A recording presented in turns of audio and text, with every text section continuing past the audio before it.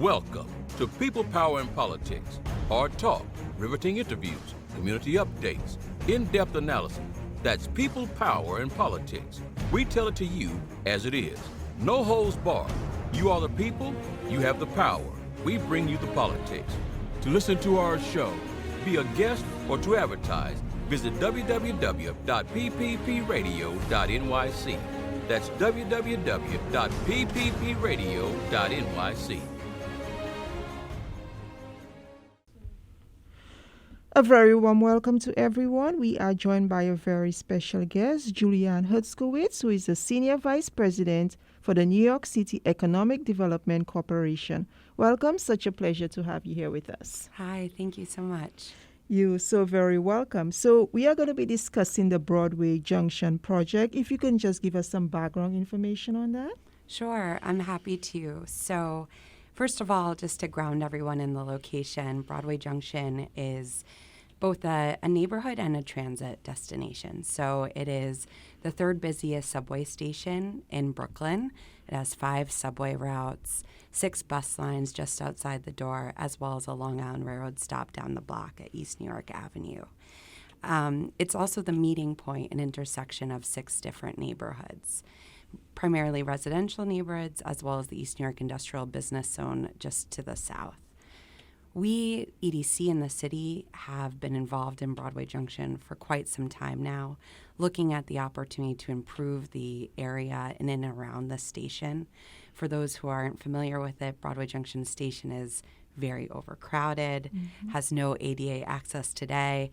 I think the escalators, which are just a major issue for the community, maybe even has their own Instagram account. It's really a difficult station for commuters to traverse. And then the area outside of the station, unfortunately, is predominantly characterized by parking lots and service transit uses. Is an important area for MTA with the East New York Bus Depot and rail yard there. So we have been engaging and involved in this area for quite some time and are thrilled to finally have over $100 million of city investment to go towards public realm improvements around Broadway Junction Station, and that includes 2 new public plazas totaling approximately 1 acre of new public open space, and then streetscape improvements on critical streets leading up to the station. That includes Van Sinderen Avenue between Fulton Street and Atlantic Avenue, and then Broadway from Jamaica to Truxton.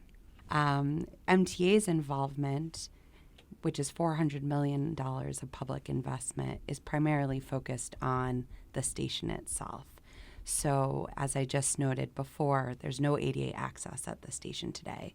So that money will primarily go to 7 new elevators, which will provide ADA access to every line at the station, each platform, as well as a new station entrance on the east side of Van Sinderen Street across from the existing entrance, and then new escalators as well.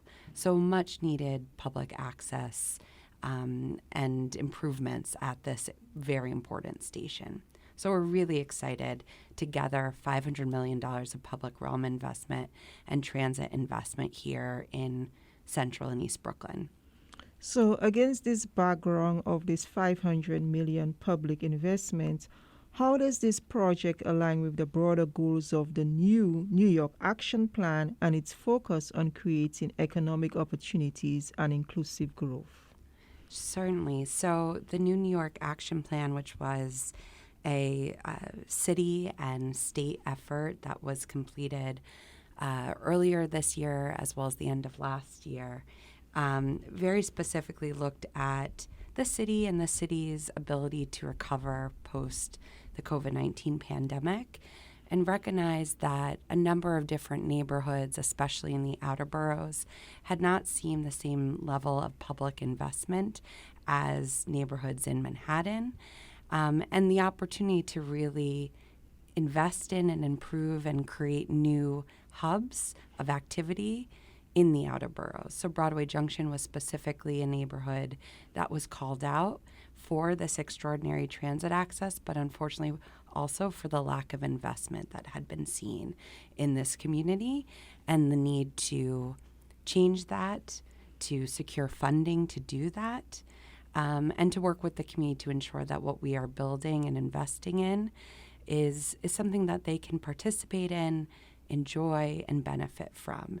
And that's what then also led to this May announcement of the $500 million of public investment across the city and MTA. Okay, so looking at economic impact, Mayor Eric Adams mentioned an expected $11.6 billion in economic impact over the next 30 years. Can you elaborate on how this economic impact will be generated and what sectors or aspects of the community will benefit the most? Certainly. So when the city does these economic impact analyses, we look at a number of different inputs. So that includes planned public and private investment. So the $500 million of public investment that I've been discussing, that's central to our project today, as well as private investment that is planned. So that also includes new housing, new office development. One thing to note that we are planning for the area, it's actually in construction right now, is a new office development through the city's CARE strategy. CARE stands for city agencies revitalizing the economy.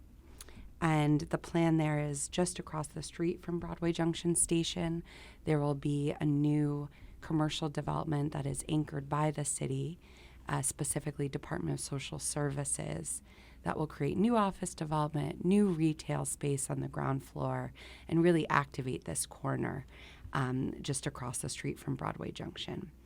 But to get to your question at hand, all of those inputs from construction dollars and jobs associated and planned with those investments, both public and private investment, as well as permanent jobs associated with the investment, like those office jobs and retail jobs that are anticipated as part of that private investment, are then analyzed and looked across a 30-year time horizon.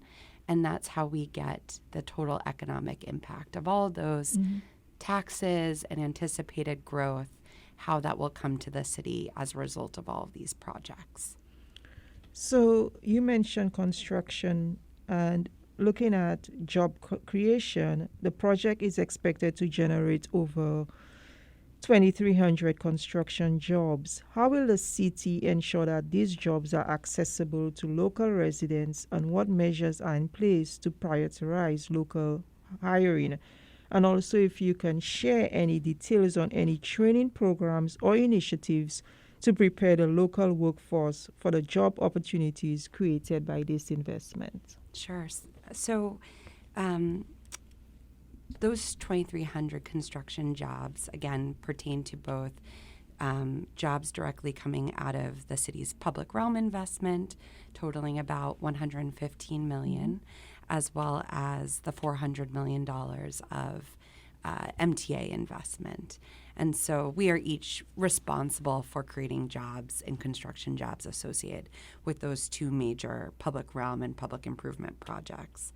Specifically, we're really excited at the opportunity to expand community hiring through the community hiring legislation that is going through the government's approval right now. It's before the governor, Governor Hochul, and that will enable the city and EDC to really leverage investments in Broadway Junction by requiring contractors to offer employment opportunities, as well as make best efforts to employ qualified, economically disadvantaged job seekers and residents from economically disadvantaged communities, or NYCHA. The communities surrounding Broadway Junction are economically disadvantaged communities. And so we are confident that we will have the opportunity to require our future contractors, as we advance construction of this project, to hire locally. Now, to support that and ensure that those job seekers have access and are ready to access those jobs, there's obviously a lot of training and workforce development that needs to take place. And so to ensure that we are ready for that, EDC and the city will work very closely with the East New York Workforce One Center that was opened back in 2016 as a result of the former East New York rezoning. They are a great resource for the community and provide direct trainings to job seekers as well as connections from businesses who are looking for job seekers. And they also work with other community-based organizations that do this type of training and will help job seekers get ready to access these jobs through unique construction training, whether that's things like safety in a workforce and construction environment called OSHA training, a lot of different elements that we're excited to advance as part of our project, working with our agency partners at the Mayor's Office of Workforce and Talent, as well as the Department of Small Business Services. Okay, so I know earlier on you mentioned the open space that's going to be, the plan includes $95 million for public realm improvements. Can you share any specific details about the planned improvements? Sure, I'd be happy to. And one note for your listeners, that number has increased, which we're really excited about. So over the summer, we succeeded in being awarded a grant from the federal government, Federal Department of Transportation, thanks to the efforts of Congressman Hakeem Jeffries and Senator Chuck Schumer, of an additional $20 million of federal funding to go toward these public realm investments. And specifically, that brings the total to $115 million. So just to share more detail, and I have to just say personally, this is an area, a community that I've worked in my entire 12-year career at EDC. And frankly, what has always been the difficult thing for us and for myself working in this community is that we had never succeeded in getting funding. And we knew that that was critical to really give the community the services and the public realm improvements that they so greatly deserve. And it's so exciting to finally have a real significant amount of public investment to really change the area from what is today, it's safe to say, a degraded sidewalk, a lot of issues of illegal dumping, dangerous intersections to traverse, a lot of public safety concerns, which we have heard time and time again as we have started a community engagement process with the public and hearing from them, top priorities of those issues of public safety and cleanliness in their community. So we're really excited to be able to help change that through these public investments. And so just to explain them more, there are two public plazas. The two public plazas are located on Caddy Corner, the northwest corner of Fulton Street and Van Sinderen, and then the southeast corner of Fulton and Van Sinderen Street. Today, those corners are actually occupied by NYPD. And the area right adjacent to this station, which is where we really want to make a gateway to Broadway Junction Station, that today is blocked off from the subway. NYPD maintains an existing transit police station there, and it's a really narrow sidewalk, which instead should be a beautiful public space outside of the station. You see vendors there today. They don't have sufficient space on the street. A lot of people are actually queuing on this street to get into the bus because this is an intermodal hub. So we're really excited to create a place that has a space for respite, hopefully shade trees, new lighting for sure, seating, vending, really making this a space that the community can activate all times of year, which is very exciting. And that will primarily be achieved through redeveloping and transforming this corner right outside of the station, as well as relocating transit police, their station nearby to likely a private development site. They will still, of course, maintain presence within the station to provide critical public safety needs to the community and this subway station. And then just across the street, the other public plaza, specifically today, is a parking lot. A lot of the area is surface parking. And so, you can imagine there's high barbed wire fencing, overgrown vegetation. It's really an inhospitable place to walk, and it's not accessible to the public. So we're going to be activating that corner with new public open space by relocating those cars that park there today. And really excited to create these new 2 public plazas just outside of the station. And then when you look at the streets, so that $150 million will also go to the streetscape improvements. Today, there are really dangerous intersections, unfortunately. Poor sightlines for pedestrians. Broadway, which is partly due to the federal grant that we received, we're able to add in a new street segment on Broadway. Broadway is a Vision Zero priority corridor for the Department of Transportation. And so really excited to be able to make safer crossings through, raised crosswalks, bump outs where you actually take part of the road and reduce the crossing for pedestrians. And then really trying to improve some of the negative conditions. So, installing new lighting, installing new seating, new plantings and shade trees. We think this will be really beneficial to the community to improve the look and feel of this area for residents, commuters, and visitors alike. So one of the concerns when there are big projects is that small and minority-owned businesses don't normally get a share of it. We know that the city plans to set aside a minimum of 35% of design and construction contracts for minority and women-owned business enterprises, MWBEs. How will the city encourage and support local businesses to become MWBE certified? And can you share information on the Construction NYC program and how it will benefit small and mid-sized firms in the area?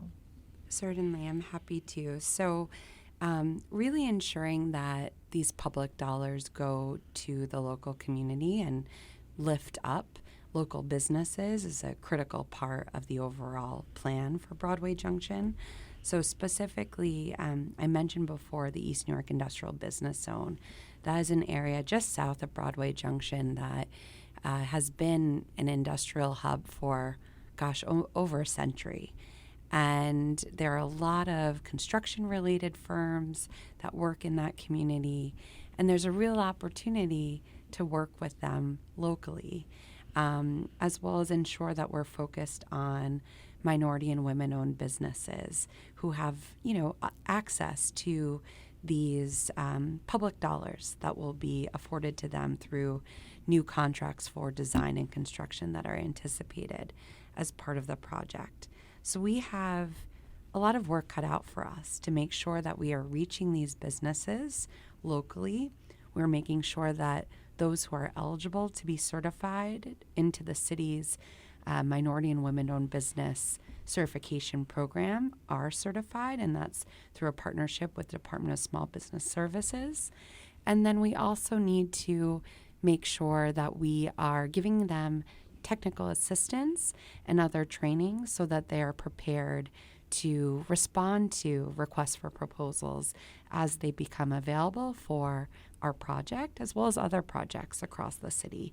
This is not the only project that the New York City Economic Development Corporation works on, and so that's where programs like Construct NYC come in. So specifically, that's a program that targets small to mid-sized minority and women-owned businesses that work in the construction trades.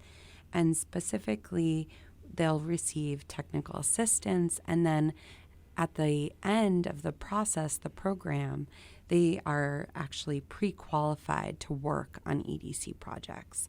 So they'll have a leg up in the bidding of these types of projects. So we've already started that process. There's a forthcoming cohort of the program in spring of 2024, and have been working with local organizations like the East Brooklyn Bid, BachNet, that actually provide services to the industrial business zone and those businesses to make sure that they are aware of all of these different programs that are available to them. So one aspect that is sometimes overlooked or doesn't have as much priority as it should is community involvement. How has the community been involved in the decision-making process for this project, and what mechanisms are in place to ensure ongoing community input? And also, in what ways is the project designed to address the specific needs and priorities expressed by the residents of East New York? Yeah, thank you so much for that question, Pearl. I agree that unfortunately the community is often overlooked when projects of this scope and size are developed and announced. And to counteract that, we've been pounding the pavement in the community. We can still do more, and actually would appreciate through your efforts through this wonderful podcast to get the word out of forthcoming engagement.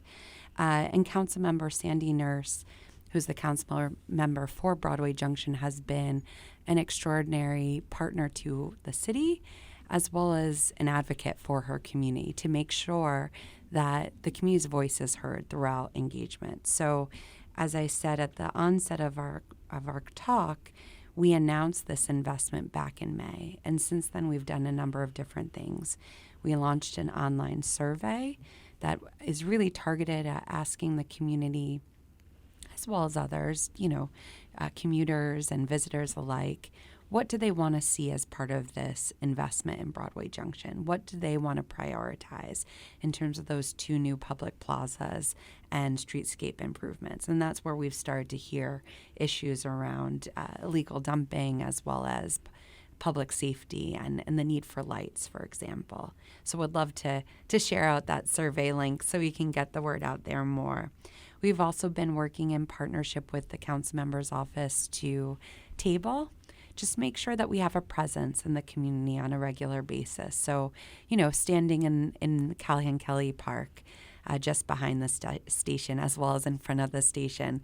I'll admit it's not the easiest time to get people, right, when they're commuting in and out. Everyone wants to rush to work or rush home, but really trying to pass out flyers so people are aware of the investment that's forthcoming, the job and business development opportunities that are forthcoming, as well as the forthcoming community engagement sessions that we have planned for this community. And just to iterate upon those, that includes, we had our first public info session just 2 weeks back in the community. We had, I would say, about 60 plus attendees. Again, that was with Council Member Sandy Nurse, as well as our Chief Public Realm Officer, Yating Liu, and other city agencies and MTA in attendance to speak to the overall investment and the opportunity. And then tomorrow night, we will be having actually our first virtual public info session. So really excited, to try to offer for people in person as well as virtual sessions, understanding that, it's hard to get out, especially during the winter on a weeknight. So more will be coming. Just to plug in January. Again, would love to work with you to promote those forthcoming events. But in January, we'll have some public info sessions that are targeted to actually workforce development and business development opportunities, as well as a more detailed planning session on the public realm investment. Great. So, we always have to consider the environment, and looking at sustainability and innovation, are there any specific sustainability or innovation features incorporated into the project considering the broader environmental goals of the city? And how does the project align with the city's broader vision for sustainable and resilient urban development?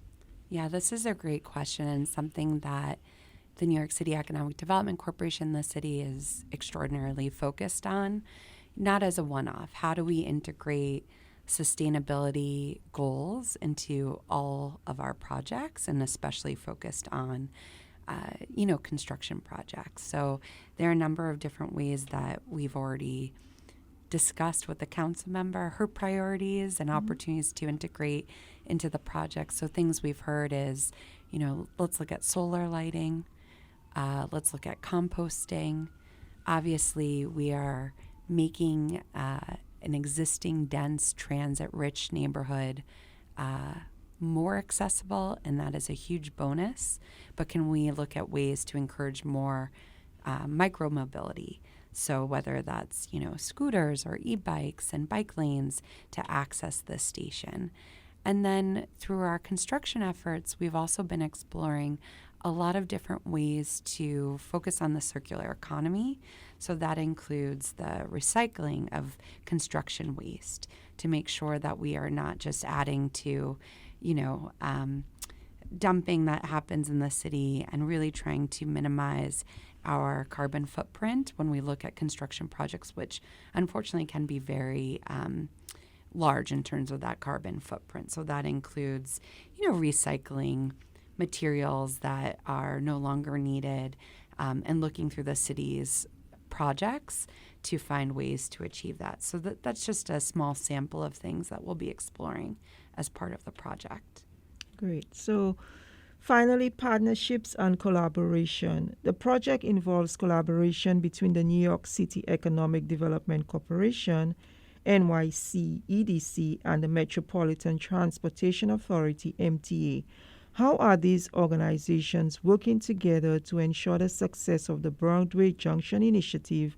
And are there any plans for continued collaboration with other city agencies and organizations to support the project's long-term success? Yeah, it's a great question, and something that we're really focused on. So, as noted at the onset, this is really a city and state project. The city is focused, obviously, on the $150 million investment in public realm improvements, the two plazas, and streetscape improvements just outside of the station. But it's so important because that work is leveraged by and really maximized by the work that's happening inside the station. So MTA's $400 million investment in the station.